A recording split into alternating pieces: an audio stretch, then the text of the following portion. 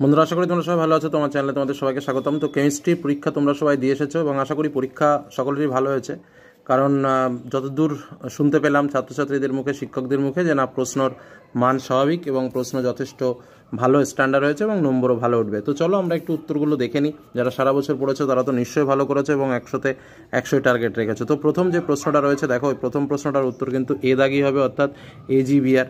দ্বিতীয় দাগে যে প্রশ্নটা রয়েছে সেই প্রশ্নটার উত্তর হবে তোমার সি দাগ। এই যেটা রয়েছে এটাই ঠিক আছে। আচ্ছা, 3 দাগে যে প্রশ্নটা রয়েছে এটার উত্তর হচ্ছে ফোম, অর্থাৎ এ দাগেরটাই উত্তর হচ্ছে। 4 দাগে যে প্রশ্নটা রয়েছে তোমাদের বলে রাখি, সেটার উত্তর হচ্ছে F2, অর্থাৎ ডি দাগ। তারপরে 5 দাগে যে প্রশ্নটা রয়েছে এটার উত্তর হচ্ছে তোমার SC, অর্থাৎ এ দাগেরটা, ঠিক আছে।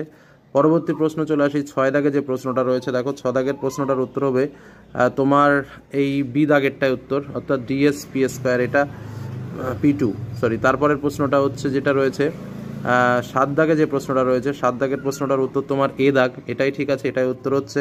আচ্ছা, 8 দাগের প্রশ্ন যেটা রয়েছে, দেখো, 8 দাগের প্রশ্নটার উত্তর তোমার, সরি, 8 দাগের প্রশ্ন যেটা রয়েছে এটার উত্তর কিন্তু তোমার সি দাগই হবে, এটা ঠিকই আছে, সি দাগ।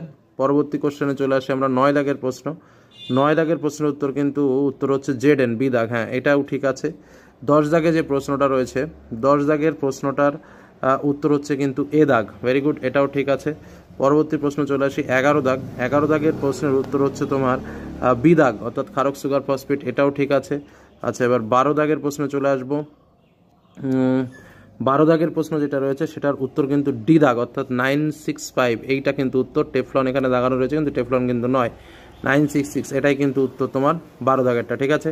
পরবর্তীতে চলে আসো 13 দাগের প্রশ্ন আমাদের যেটা রয়েছে। দেখো, 13 দাগের প্রশ্নের উত্তর হচ্ছে তোমার সি দাগ, এটাই ঠিক আছে। আচ্ছা, 14 দাগের প্রশ্নে আমরা চলে আসি। 14 দাগের প্রশ্নের কিন্তু উত্তরটা হবে এগুলির সবকটি, ঠিক আছে। এখানে কিন্তু এ দাগ নয়, এগুলো সবকটাই হবে, অর্থাৎ উত্তর হচ্ছে এগুলির সবকটি। তারপরে যথারীতি এসএকিউ টাইপের প্রশ্ন রয়েছে। তো তোমরা যারা পড়াশোনা করেছো ঠিকঠাকভাবে, তো আশা করি ভালোই করেছো। আর ওভারঅল ভালোভাবে পড়াশোনা করলেই একমাত্র ফিজিক্স, কেমিস্ট্রি এগুলো ভালোভাবে উত্তর করা সম্ভব হয়, সারা বছর প্র্যাকটিস করতে পারলে। না হলে শুধুমাত্র অল্প একটু পড়ে কিন্তু এগুলো যে খুব ভালো কিছু করা যায় সেরকম কিন্তু কোনো ব্যাপার নেই। অর্থাৎ তোমরা যারা সায়েন্স নিয়ে পড়াশোনা করছো তাদের বিভিন্ন অ্যাক্টিভিটিটাও একটু অন্যরকম থাকবে, অন্যরকম টার্গেট থাকবে। সেই হিসেবে ওভারঅল প্রশ্ন কেমন হয়েছে, পরীক্ষা কেমন হয়েছে, অবশ্যই তোমরা কমেন্টে জানিও। আর কতটা আশা করছো সেটাও তোমরা কমেন্টে জানিও। আমি জাস্ট তোমাদের সামনে প্রশ্নগুলো একবার একটু তুলে ধরছি, যাতে করে ভবিষ্যতে যারা পরীক্ষা দেবে তাদের সুবিধা হয় বা তারা প্রশ্নগুলো একটু দেখে নিতে পারে, এই কারণেই।